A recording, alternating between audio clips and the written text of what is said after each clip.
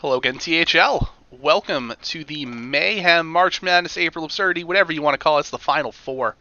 It is exciting. We have finally arrived here after starting a few weeks ago, and we are excited to bring you this first match of the Final Four. We're still waiting on who is the fourth member of the Final Four, but that's not going to stop us tonight. And thanks for tuning into the Wild 'N Out premiere. That was quite the stream they had. Hopefully everyone enjoyed it as much as the rest of us here. But that's enough about me, Donde. I'm here with Icicles tonight. How are you doing tonight, Ice? Hey, good evening. I'm doing pretty good. It definitely has been a wild night, and I don't think that's going to stop anytime soon. Looking at HeatShock versus RidiculousHat, super excited to cast this match. So Definitely. They have been ready to go here. They have graciously waited for the end of the show because they wanted to make sure that we got this on stream. So we are super appreciative that they have decided to help us out content wise because we just didn't have enough content tonight. I don't know if you guys realize, but there's just not enough. 2 hours is too little THL. So on a Monday, no less. That's the first time for everything, too. So we are going to just let them jump right into it. But we will say the lineups, of course, HeatShock, as he has had throughout the entire tournament, is Demon Hunter, Hunter, Mage, and Rogue. And same for our hat, Demon Hunter, Priest, Rogue, and Warrior. So we're going to see a little variety tonight. And the bans are in. HeatShock has banned RidiculousHat's Demon Hunter, and Hat has banned the Mage for HeatShock. And Icicles, I know you had some insight here as to what you're thinking, what the ban process was. I'll let you run with that real quick while I let them know we're good to go. sounds good. Yeah. So looking at these two lineups, and something I noticed, obviously they're good players making it to the Final Four, and in this tournament is no small feat.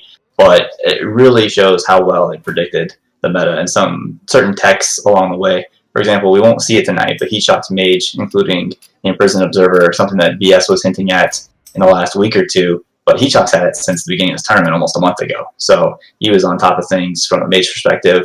And our hat, his Demon Hunter list, fairly standard, but he was running the Raging Fell Screamers, setting up the Priestess of Fury. So there was a time where the aggro list for Demon Hunters was taking over, but our hat went a little heavier, predicting that that would be the way to go. Actually, HeatShock's list has the same tech in it with the Priestess of Fury, so they both kind of saw that coming. We'll get to see HeatShock's tonight, most likely, but our hat does get banned. In terms of the bans themselves, I like our hat's decision to ban the Mage. I think that was a good call, given that he's got the Priest, Rogue, and Warrior, which can all struggle with that Mage.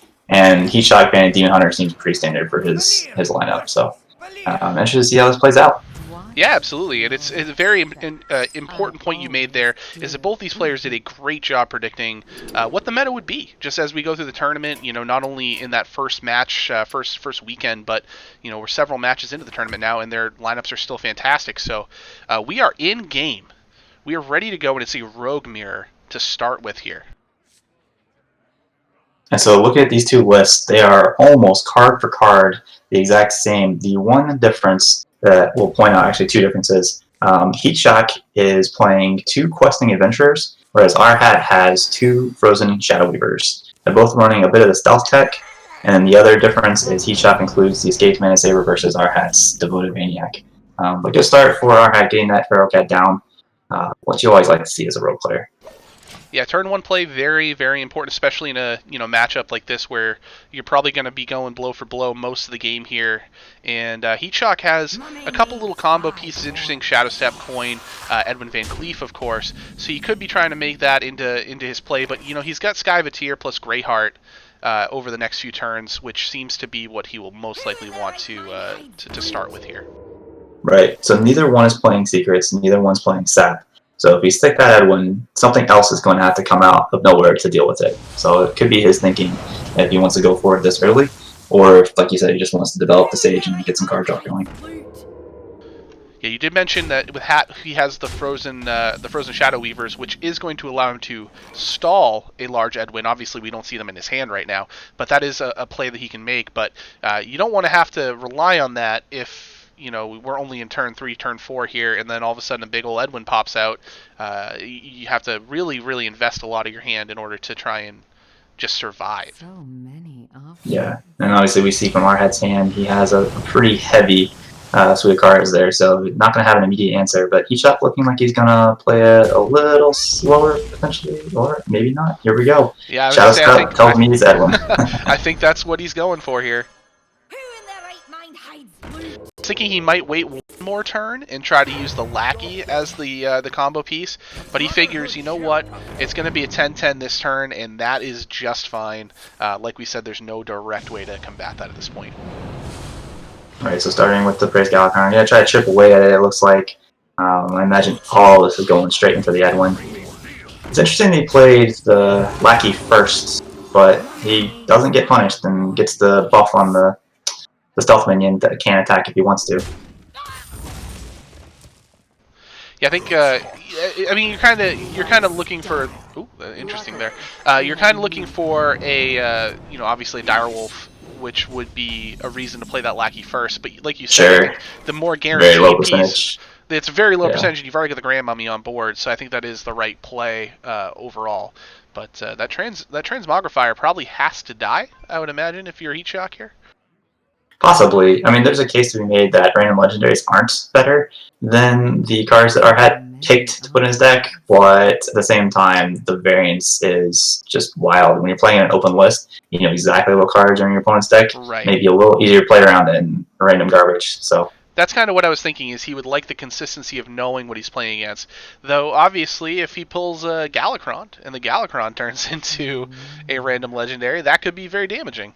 Yeah. So tough decision here for HeatShock. Obviously, he's got the big Edwin, but down to 5 health, it dies on board, and RidiculousHat has a pretty threatening board overall anyway, so, this isn't as easy as a big Edwin normally is, where you just slam it face and call it a day. He's got to think about what he wants to do here.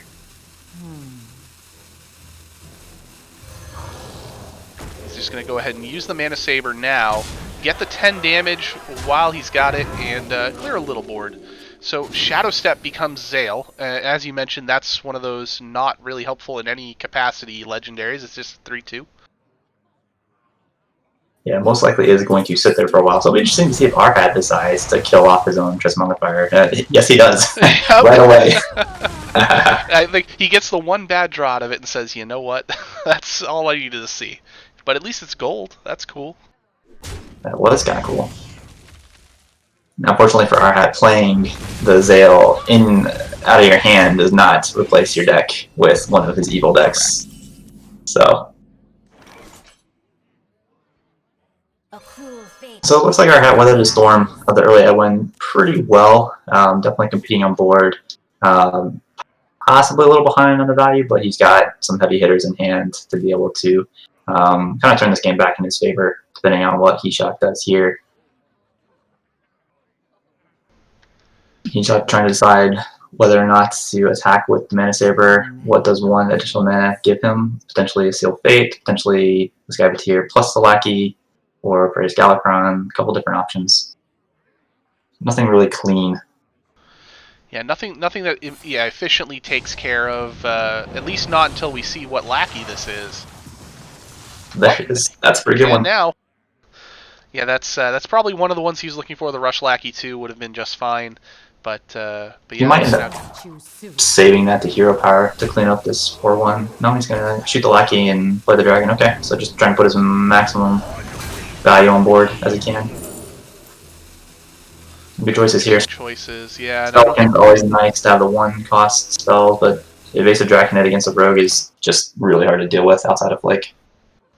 Yeah, I could have seen either the Draconid or the Cobalt. I don't think there was a situation where you take the Malagos, unfortunately.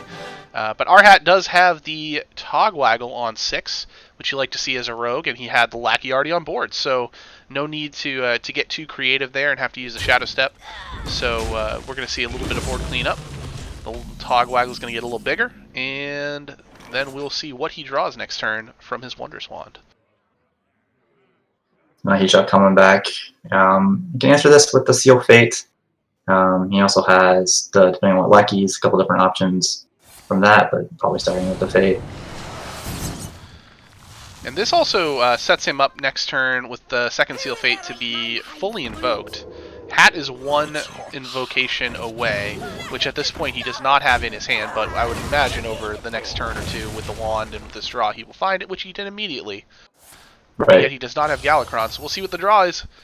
He's got cheap free Edwin, he's got free Backstab that's already free, and a Shield of Galacron. Pretty good. Yeah, overall not bad at all. You don't like the backstab, but you'll make that trade for the other two options. Ooh, a Shadow Step could make that Edwin even bigger, and get him another spell in the process if he wants. But Fan of Knives is another decent choice. Okay, so he opts to clear up a little bit of this board. Still going to Shadow Step since he had one in hand. Yep. Grab another spell. I wonder if he ends up backstabbing his own 4/5 or just saves it. That extra 2 Oh, he's gonna HP Shadow on Step that it one. again. My goodness. Let's keep going. And I think HeatShock knows what's up at this point. Oh yeah, for sure. Anybody who's played against a rogue knows what's up at this point. He's going to take a backstab.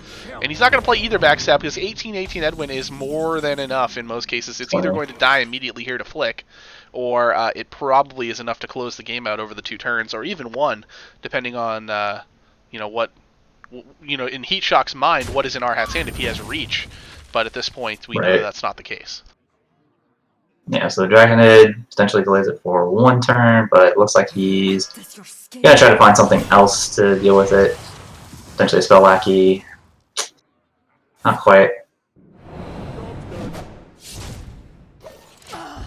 So RHat can definitely kill off the taunts without having to trade in the Edwin, so this Edwin's definitely going face. Choosing between, probably follows up with an Abyss, get the Flame of Galakron to follow up. It's going to be really tough for HeatShock to come back, even if he does find a miracle answer for the Edwin.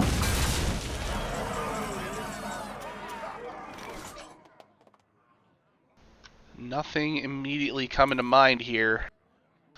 I guess if you can possibly find like a sap out of a Spell Lackey, that's about it. Nope, he's not even. But even then, knowing that Galakron's coming, yeah. Yep. So a tale of 2 Edwins, and RHat's reigns supreme. Game 1. I tell you what, Edwin, it's a balanced card. I think they just wanted to put on a show for you, knowing you were casting. What better way to start the night's proceeding than Thanks for bringing it up. Thank you for bringing that up. I appreciate it so much. We couldn't not. What would the people say? This is the point where Saku now comes up with like a Edwin mention counter. Alright, HeatShock's going right back to that Rogue, knowing that it matches up really well against the Priest and reasonably well against the Warrior. So I like that choice from him. RHat obviously taking the Warrior at this point, knowing that it's probably favored into all 3 of HeatShock's decks.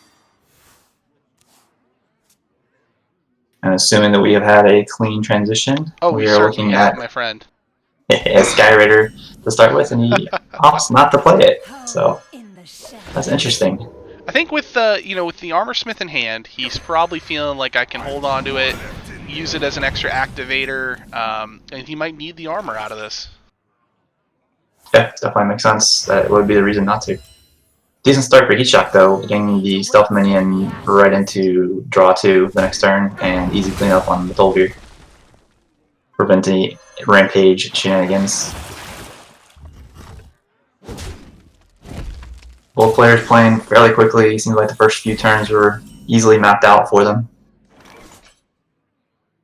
Expect to see just a Praise Galakron, wait for the Lackey, either, well, yeah, Skyvateer.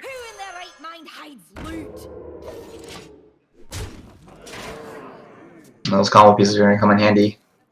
Now, facing down a little bit of damage, can probably still afford to be patient here, from RHat's perspective. Rogue is not quite as threatening as they used to be, and certainly the Warriors have tools to wait it out a bit. Yeah, I think it's such a difficult deck to play, the Enrage Egg Warrior, whatever you'd like to call it. It's just there's so many different decision points on almost every turn that odds are you're going to make a mistake somewhere, even if it's just like a little damage here or a little armor there. It could add up over time and result in losses. Even very experienced players still having trouble with it. I think it's fun to see such a skill testing deck in this meta. I agree. So his Ankar is done. He drew 1 Skipper, so that one's buried in his deck. So if he chooses to commit the Skipper now, there's no guarantee he's going to have the other one at any point. So going ahead and doing it now, we'll clear all but the Miscreant here. He ends up playing 1 more minion. I don't know that he would spend the Enrage on a 1/1, but Yeah, I don't think he will either. And it does, I guess, point out that he kept that Sky Raider. I'm sure you would have loved to wait one more turn, though, and use the Bloodsworn Mercenary instead to duplicate the Armor Smith, but maybe he feels like the 9 armor is just enough in this case. Yeah, the other thing you might have wanted also was potential Battle Rage coming back. Like I said, without having the other skipper in hand, you're going to be hoping to draw something here. You're kind of just, you got what you got now at this point. Although the Skyvateer is a nice pickup off one of the Sky Raiders. Now, are you surprised to see no Edwin here?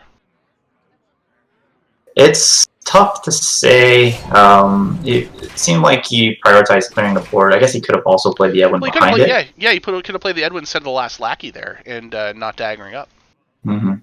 Yeah, so would it end up being a 10-10? So, yeah, tough to say. I mean, knowing that your opponent just played the skipper, wasn't able to battle rage off of it, you might be able to run them out of resources, but yeah, that one's probably just going to be stuck in his hand for a while, so we'll see if that ends up playing a factor. It's possible he looked at that and said, all right, we just saw the risky skipper, and I can go wide a little bit more comfortable right now. Or, if he's got the second risky skipper, he uses it to combat a weaker board, and then, I know I'm in the clear, but there's Galakrond. Only 2 invokes thus far. Right, one more in hand. Seems good to start with that.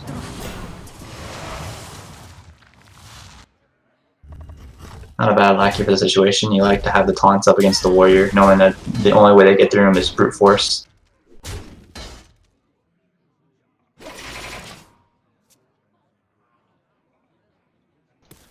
And he draws the second Tol'vir. Yeah, he's where he's kind of stuck a little bit. His options aren't great until he pulls that next skipper. He could drop just a Bomb Wrangler into Enter Rage and Bloodsworn just to put something on the board, just to have some answer for what he's facing down. You definitely want to keep that Corcoran in your hand. He's running 2, so maybe it comes down to clear this, but it seems like a lot to do right now. He's going to go ahead and duplicate it at least with the mercenary, so that does kind of continue to push the issue slightly. Yeah, it's interesting he chose that line instead of trying to go wider with the bombs. Knowing it's not going to stick, again, knowing his hand is starting to get a little sparse. He does have the Rush Lackey to combo with the Wrangler, potentially, to kind of build a board that way.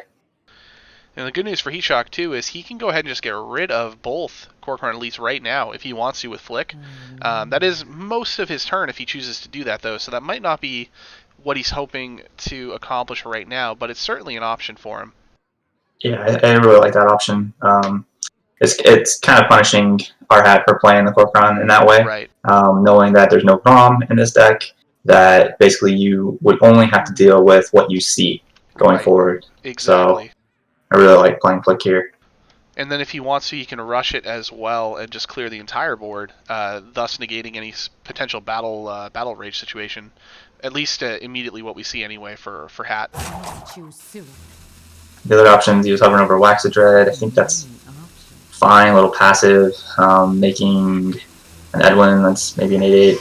It's okay. So opts to taunt up and rush the 1/1 into the Corcoran. So clears most of the board, gives himself a 7/7 taunt.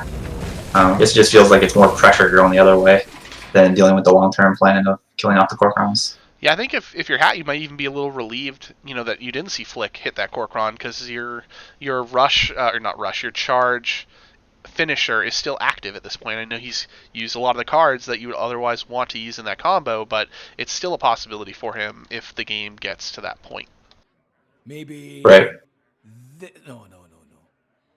So it looks like he's probably going to figure out how to get the cheapest possible brutes while also developing some other minions on the board. Brute, another pretty key target that might be flipped next turn, I would imagine. Yeah, I think so. I think that the 2 best targets for Rogue are exactly that, the Corcoran and the Brute. So wouldn't shock me to see that. Oh, the fact that it only has 1 health, the only thing is you don't have any other way of dealing with it at the moment. You could try to get a Lackey that deals with it. But Right. You otherwise, definitely at don't want a 7-1, dagger. You definitely don't no, want to take 7 damage at this point. absolutely not. No. And now he's also kind of looking, balance the line here between you got to shield the Galakron now. You can fully invoke your Galakron. But that means you're 1 turn away from being able to play your Galakron, which means you're 2 turns away from being able to play Kronks. So do you possibly just Galakron here so that way you can get Kronks next turn? Yeah, I think he is looking at that right now. And just really hoping for Lackey they can deal with the 7-1. And Draconic is not the answer to that question. So does he now take that 7 damage with the dagger? Looks like he will. I mean, you do have the 5 heal, essentially, from Galakron. So that is a little bit that you'll be able to take off the board. But Corsair Cash is a pretty decent pickup for Hat. Thins the deck, grabs a Lance, and it lets him continue to move through this taunt without issue. Oh, the Warmaul Challenger is another good play. Clears out the taunt. You can play the Witchy Lackey into it, make it a little bigger than a 1/2. Play a Faceless Lackey. No, one with the Witchy. Okay. Himself. Oh! Not terrible. Get some more draw. Yeah, You like that? He's not found Battle Rages yet, and there, well, now he's found a Battle Rage. So that's not a bad little pickup there. But Kobold Lackey does pretty smoothly take care of that 4-2. Right. Just want to clean up his hand a little bit to be able to play the fully invoked Galakron and take advantage of all the cards. No, is he going for Edwin? Possibly. He still needs to clear his hand out. I think he's going for the Galakron. Okay. Because this allows him to get all 4 cards. I got excited. For a possibility of another Edwin. Ooh, back You down. of all people. Oh no. Okay, Seal Fate's not bad. Questing, that's... Questing is definitely the salvage for this particular Galakron. Yeah, that started bad and got much better as the draws came along there. So yeah, and Bone Wraith is a great pickup off of the Pharaoh Cat. Absolutely. You like the Cold Blood as well. He's definitely looking to finish this game next turn. So, which is exactly the correct play. And oh no, the Korkron draw. So there's nothing to combo with it in hand right now. Do you Battle Rage to try and find something for it? You only get 2. You only get 1 draw out of it. There's no way to get to your combo yet. No, he has to figure out how to deal with this questing. He might end up using the Korkron to clear once again, but he doesn't have enough yet. He needs something else. He needed a... Man, it would have been nice to have in hand, not on the board, but... Right. Yeah, I think he has to Battle Rage for 1. Oh, and Bomb Wrangler's not a great pickup either. Yeah, this is put as much stuff down as you can, and put a little taunt on that Bomb Wrangler, and hope those bombs go the right way, I guess. This is going to be tough. Does HeatShock still have lethal? He has to get through 22 life, and he's got 10, 11, 12, 13 on board. Yep, he can. So, I mean, he can just flick the 2/5 away. So that takes out that. So I imagine this is 6, gonna 7, be the 11, game. 13, 14. Yeah, that's enough. He's got more than enough with the Cold Blood. So Rogue gets a win in both of the first 2 games. In the mirror in game 1, and here against Enrage Warrior in game 2. So now it's a 1-1 tie going into game 3 of the series. It's pretty interesting that Rogue is off the board right away. We've seen it struggle a little bit watching Grandmaster over the past weekend. Very true. Struggling to find the wins, but I guess when you're playing Rogue v Rogue, you're always getting that win. And obviously, Warrior it's a pretty even matchup, so pretty well played by both players to get that Rogue win. Alright, and we're going right into game 3. We're going to see HeatShock's Hunter, and R-Hat's going to run that Warrior right back. Yeah, this makes sense. Again, the Warrior definitely lines up better against the Demon Hunter and the Hunter. Even though it's a Highlander Hunter, which has a little bit better odds than the other versions against the Warrior, it still feels like you're fighting uphill most of the time against this Warrior. Definitely, but I do like the texture of HeatShock's opening hand here pre-mulligan. He's got a couple options. He can keep that Corrosive Breath if he would like to. He's got the Fairy Dragon to activate it. Bone Chewer Brawler's almost certainly going to be kept. Yeah, I don't mind. Definitely the 2 minions. That's interesting. Really? Oh, it actually doesn't keep it. Yeah. I think he got rewarded for that. Very much so. the Fairy Dragon isn't quite as impactful against the Warrior as it is in some other matchups. Having the taunt is great. And then what I was going to say about the Corrosive Breath is not too many high-value targets early on that make it too much better than some of the other options, such as Zephyrus. And Desert Spear is not bad either. So looking at R-Hat's hand, it starts with a weapon. The Ankar is really nice to have right away. See if he can get his skippers out earlier this time around. I think he's going to coin it out here too. He's got a little bit of a heavier hand other than the Inner Rage is obviously not of any use on their own, so he'll just go ahead and try to start drawing out of the deck. Right. Yeah, he's going to be wholly relying on these weapons for the first few turns to generate some resources. A couple from his deck and then a couple of the lackeys. But this might end up being the Pirate to kill off the Ankar. That's a good pickup right there. Really messes with the flow of what R-Hat's trying to do. Though the Livewire Lance right in hand to continue being able to start swinging at minions, that's still not preferable to the Ankar, at least not in this matchup. Right. So he does have a Battle Rage this time around with the Skipper, so imagine that unless he's feeling some serious pressure from HeatShock, that we're going to see R-Hat attempt to make up for that loss of the Ankar by using the Battle Rage turn to get through his deck a little faster. Now, I'm scanning the deck list real quick here for HeatShock, but the Scavenger's Ingenuity, that only hits Zixor, I believe. Is that right? That is correct. So I imagine his preference is to see Zixor first, and then bring it back with the Scavenger's Ingenuity. But at this point, he doesn't need to bring out the Zixor early, which can be a good play as well, but certainly not before turn 5 at the earliest. So this is starting to look like a pretty good skipper turn at some point. He's got the Brute, he's got the Battle Rage, he's got a couple lackeys, so drops one, but at some point R-Hat's going to have a pretty nice turn here. And HeatShock it just doesn't have a whole lot of gas, so I wouldn't be surprised to see, depending on what he draws, the Ingenuity come down just for him to have some presence on the board. That helps, but it looks like he's still going to go for the Zixor here. And there he is. I think, he was trying to pair it on that turn where he could play it immediately, which I think makes sense. Right. So this gives him... Yeah, it takes out a threat. And it's a threat of its own as well.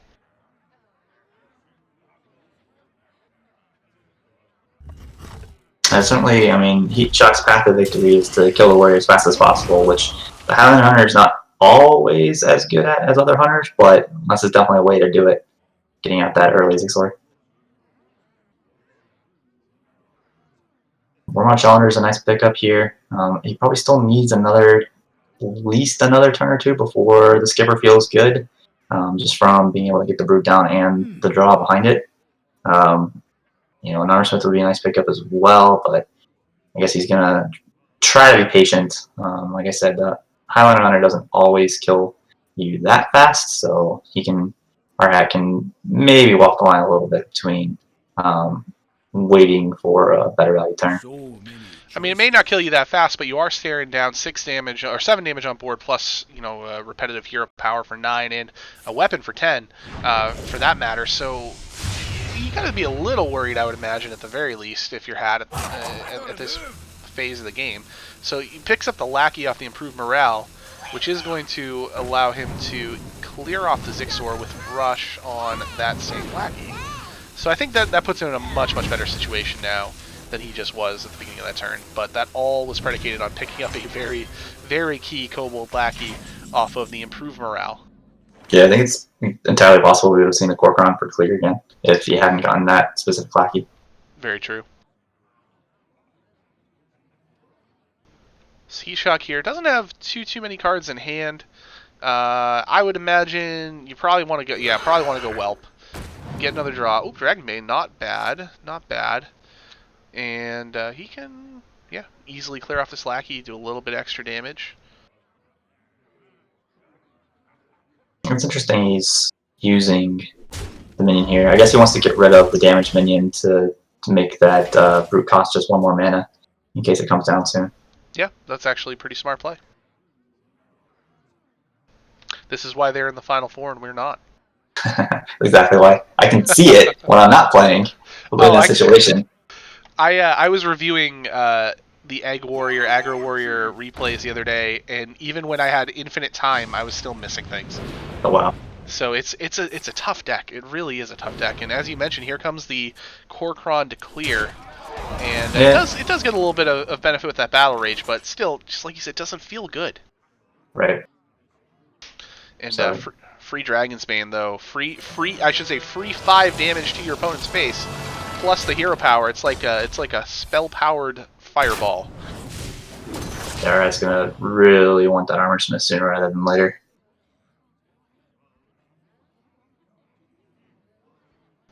I mean, he has to deal with the Dragon's Bane this turn, which he's got the Blood Boil Brute for. But that would essentially, yeah, that would essentially be the full turn. Challenger as well. You know, being able to play a Wrangler potentially now, if you have 1, 2, 3, 4 minions damaged on the board, so that would discount the Blood Boil to 3. So he can use that here. That's like what he's gonna do.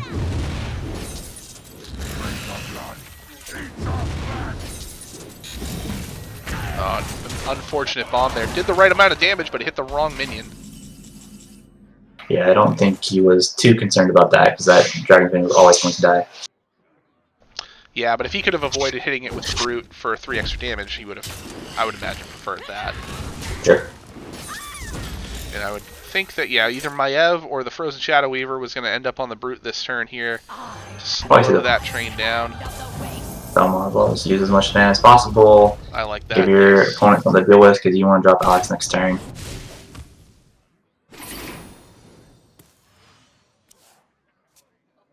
Oh, unfortunate, drawing the weapon before you could play the cash. And I think he's got a second copy of Live Wire Lance in the deck, is that right?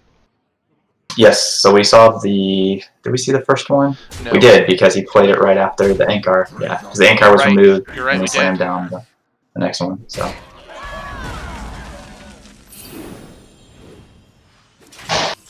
Oof, that's a good pickup for the potential burst here to just finish off this game for HeatShock, but I think this is Dragon Queen all day. Yeah, Dragon Queen time. What's in the box? The Dragon Box, the Bronze Explorer, and a big old whelp. It's not terrible, not great, but lifesteal is always nice against the... And if it generates an Alex, it doesn't, but there's a couple options here. Yeah, I imagine the Emergency Deathwing is correct. Yes, absolutely. And Blood Boil Brute is back, and it gets Rush again, which is a nice little addition for Hat to help clear off.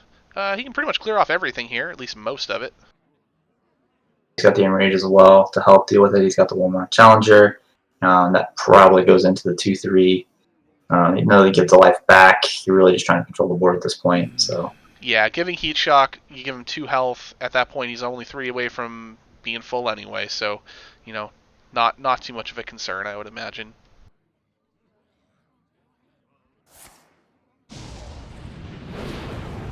Inner Rage goes into the Rush Brute, gets rid of the Dragon Queen. You see the second Lance come down, and I guess we're gonna spin the Lackey Wheel. Nope. I was about to say, is he done taking face damage? But apparently the answer is no. Could get a good spell here. Enrage is nice. Sweeping Strikes isn't bad. Yeah. I think in this situation, Sweeping Strikes is an interesting pick, but nope, he goes Boom Squad.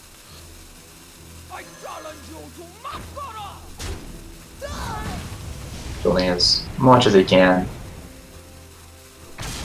And then you just hope that this 5-4 doesn't go to the face, I suppose, because that's just game. Well, I mean, he doesn't know that, but we know it. And it does not. It just chips away at that 1-1. Or 1-2, I should say. So are you using Unleash this turn to push the damage? Probably... because you don't know how often you're going to see that much. Are you using it to clear that's 9-2, which also seems nice. Totally makes sense if you're starting with the Unleash. And then probably Hero Power every turn. I mean, you could just Shadow Weaver the 9-2, go face with the 4 damage, hit him with the Hero Power, and say, you're on a clock. I mean, you got to he can negate the hero power every turn. Hat can with his own hero power, but that's still 2 less mana that he has every turn to do things that he wants to do. Though right now he doesn't have a whole lot of cards in hand, so that might not be as much of a concern for Hat. Though we do see the clearing of the Blood-Boiled Brute with 2 of the Hounds. So I'm wondering if he's setting up to Deathwing next turn and just basically throwing away the Shadow Weaver now. Sure, I can see that. I mean, at this point, he doesn't have really anything in his hand that's massively worth keeping. I suppose he could draw into something like Zixor, which would just basically win the game anyway on its own. Ooh, Alex! I think the Scrap Golem is really awesome here. Put something in the way, I just saw gives you Legendary armor. and got excited, so that's me. But yeah, the Scrap Golem is perfectly fine here as well. And definitely fits into the curve of the turn much, much better. Yeah. Still a couple tough choices. I mean, not being able to play Toldir is fine. Getting the Scrap Imp is really nice. You probably Scrap Imp and armor up here. But man, it's not looking great. Yeah, Just with he's what's on trying to board. figure out how not to die. Any lackey you got was going to be way too expensive to play thanks to the Boom Pistol Bully from last turn. But yeah, this is pretty dangerous territory now. Oh no! Oh wow. That might just do it. I think that does do it. Yeah, getting 4 armor, so that'll put him up to 15. And then, depending on how many of these hit the Challenger, not one. He needs the last one to hit face. And it it does. And that's game. Yep, he had to win 3 out of the 4 coin flips. That's exactly what he got. That was quite the draw off the top of the deck for HeatShock. And now this goes into game 4 with a 2-1 lead for HeatShock. So we will see that warrior one more time from our hat because HeatShock's last deck is the Demon Hunter. And if there's a matchup to get this warrior win, it's going to be that one. Absolutely. And then Priest. That, I believe, if I'm not mistaken, he can be like I think it's not favored against Demon Hunter per se by the numbers, but like if you just get your early board clears and then you just lock out that game by turn 6 or turn 7. So there is a path to victory here for our hat. Certainly, yeah. We'll talk about the Priest a little bit if we go to a game 5. Certainly have some interesting comments there compared to where Priests have gone since the beginning of this tournament. Correct. I think it's the one deck that's changed the most from what these players submitted originally. But pretty good start for HeatShock here, getting out both Battle Fiends. So you like to see that. And not only that, he picked up the Twin Slice for Satyr Overseer next turn, and he can just keep rolling. I mean, I guess it depends on how hard you want to commit, because if Hat has the answer in the form of Risky Skipper and enough juice, then he can just go ahead and clear your board, and then you're sitting there with an awkward hand. Yeah, our hat definitely has some of the early game tools you'd want to be able to deal with this, between the Warmount Challenger, the Livewire Lance.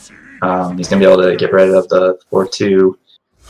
Still going to be taking some damage back, but he's a skipper away from stabilizing this game pretty well. And HeatShock, no hesitation, plays that Satyr. And I think largely due to the Warglaves here. But yeah, Warmaul Challenger is going to come down and clear off the Battle Fiend. He'll use the remaining Livewire Lance charge to clear off the Satyr Overseer, and he's back to a pretty decent spot. But what a top deck there! Massive draw. This is just was about to pass a turn. Oh yeah. Chaos Strike off the top as well. Another draw. Why not? So I think you take out the Challenger because you don't want this getting beefed up and copied. I mean, granted, he could only do one or the other, but so I guess maybe that's why HeatShock's deciding just to. Okay, so he's going to use the second slice to clear it. That makes sense. Yep, maximizes the damage that goes face, which is what you're looking to do in this matchup as the Demon Hunter. Yeah, being able to follow up. Smith. Yeah, number 2, he really needs a skipper off of this Zenkar to be able to kind of stabilize things the next turn. Let's see what he grabs. It is not. It is Sky Raider. So he's got 1 Sky Raider in the deck and 2 Risky Skippers. Wow. This is a lot of damage coming back. This turn, next turn, and then the Priestess after. Our has running out of time. He basically has to draw it here.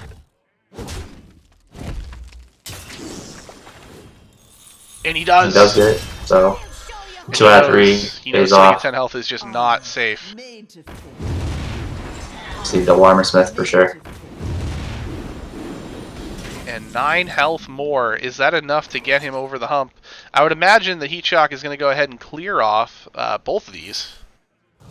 Yeah, you basically clear off everything here. And then you're throwing that 5/6 base. Or the 4 damage from the 6/4. I'm mixing up my numbers. I mean, are you worried about clearing off the Risky Skipper here with the... Both armor smiths gone? Yeah, I don't think so anymore. Maybe I think not. Yeah, I think you send Because that it just 4 damage dies on base. its own. Exactly. And yeah, Priestess of Fury comes down next turn. He's got Chaos Strike in hand. So there's still Burst for HeatShock. This game is far from over on his end. Mm-hmm. And Hat's out of major healing in the way of Armor Smiths. Yeah, I don't mind playing both there because you kind of had to. But at this point, you're trying to throw up a wall as best you can.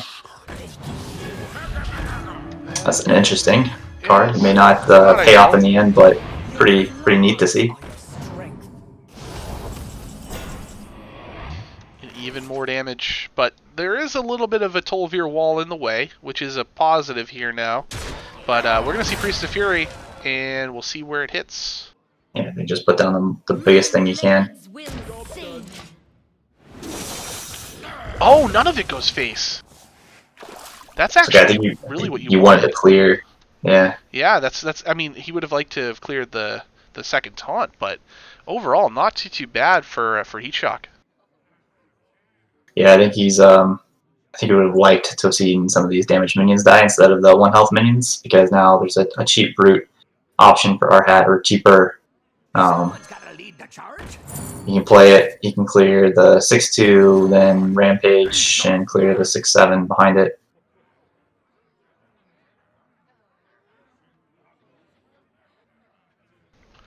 I notice he appeared to target the 6/4 or 6/2 for just a moment with the brute, and that would have been probably a pretty fatal mistake. And I think, as you mentioned there, he's opting to decide whether or not he needs to rampage that 6/2. He says, no, I'll just go ahead and use the 2 mana to draw my second lance.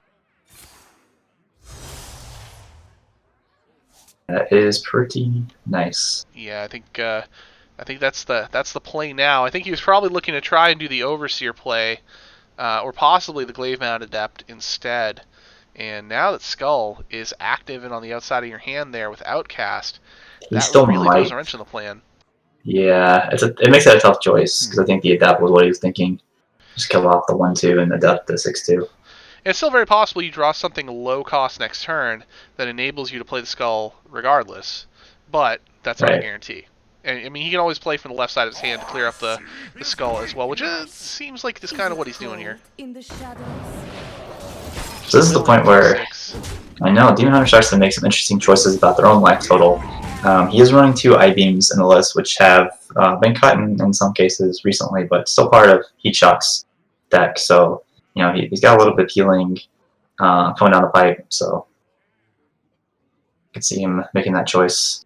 The only problem is when you're up against a warrior, once you start getting below 20 life is when you start having to worry about your opponent's ability to do math. So, well, I've no doubt Arhat knows how to do the math. It's just a matter of whether or not he gets the cards that enable him to do the things that he wants to do. And right now, he doesn't have all the pieces. He just has that 1 Korkron, which is coming out right now.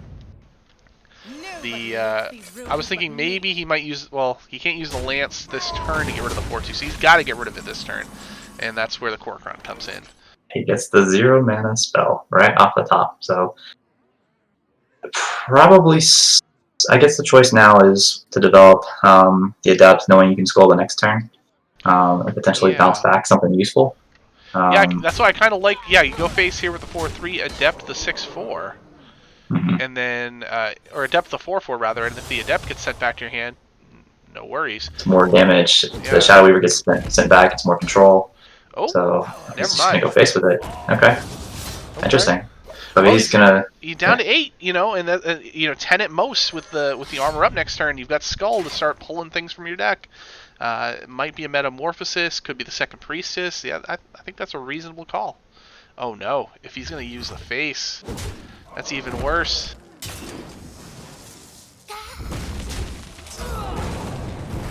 I try to clear the board. He's going to be at... Interesting, he's going to evolve this. Looking Looking for for a taunt. a bone wraith would be money. That's not as great. So 6 life is not living a lot of turns against a Demon Hunter playing Skull and right away. What are the draws? Battle Mage is low impact. Kane is not. And And Kane Spectral does Strike it. to draw more. I think 3, 4, 5, 6. So yeah, this is it. This is the game. Oh yeah, he didn't need to draw that extra. Yep, plus I forgot about the Twin Slice on the left side of the hand, and that is it. HeatShock takes game 4, and that is the series 3-1. And HeatShock advances to the finals. Well played. Beating Warrior 3 times in a row is quite difficult. This is the top deck in the meta for a reason, and HeatShock played it well all 3 games. Yeah, congrats to HeatShock. I mean, was he picked at all by anybody in the bracket challenge to win? To win? I believe so. Let me just double check. At least one person did. So let's take a look and see who is happy tonight. It looks like it's Bill Snyder has HeatShock winning it all. Well, there you go. He also had 3 of the 4 of the final 4. So some good prognostication by Mr. Snyder. And there was one unhappy RidiculousHat fan tonight, I believe. Yeah, I think 2 people picked the hat to win it all. Did they? Mm-hmm. I know one did for sure. So sorry, Donde. That was your last gasp on that. That was. I didn't think mathematically that I had a shot at it anyway, but I just wanted to be correct in my pick. But either way, still happy to see a very high quality series. Mm-hmm. Yeah, well played by both. Went HeatShock's way, but certainly a couple differences here or there might have swung it. So that's what you like to see. Just a good, well played series. Yeah, there's no doubt in our minds why these players are this far along in the tournament, and we will see Hat one more time as he gets to play in the 3rd place game against who knows at this point, because we're still waiting on the Elite 8 matchup of Catman versus it's escaping Eggo Waffle. Eggo Waffle, yes, Eggo Waffle, another player who's picked by quite a few people to win the tournament. So once they play their Elite 8 match, then they will advance to play, obviously, in the Final 4 on the other side of the bracket, and then we will see who HeatShock plays in the finals. Because that's how yes, tournament works. You got it. You described it perfectly. Nailed it. This is the type of content you get when we cross over the midnight barrier on the East Coast. But this is the price that we pay to bring you guys the matches at the times that the players can play. So it's still exciting. Great matches tonight, or great match tonight. Great games tonight, and I was happy to be able to share it with you, Icicles. That was a good series. Fun to cast. Hopefully we get to pick up the last couple games of this tournament. Bring to the masses. Absolutely. We'll still continue to work around the normal THL schedule, of course. As we were hoping to get this tournament done before the end of the off season, but the nerfs and whatnot kind of pushed everything back. So I do apologize for that. But we do have a couple shows coming up. Tuesday night is Saloon, so that will be tomorrow, or now today if you're on the East Coast technically. And then Wednesday will be Heart Center. Thursday will be Tavern Talk. So you've got the full slate of talk shows as we go into the weekend. If you're interested in playing on stream, please let me know. You know the normal times, 8 or 9 p.m. Eastern on Friday, Saturday, Sunday, or the afternoon on Saturday or Sunday for School Stone. So if you're interested and your opponent agrees, please let me know, and we'll get you scheduled up. That goes for any series whatsoever, so don't be afraid to DM. Other than that, I think we're done here. Thanks again for joining us, everybody who tuned in, especially those who were coming after Wildin' Out. I know that was some hefty content this evening, but exciting to see Wild on the slate. Ice, thanks for joining me tonight. I hope you don't mind me calling you Ice. I should have asked you at the top. It is totally fine. I have heard it for many years. Sweet. Well, thank you, Frozen H2O, for joining me tonight, and thank you all out there, and I hope you have a good evening, and good luck on your matches this week, and please come back and join us tomorrow for Saloon at 9 p.m. Eastern. Have a good one. Good night.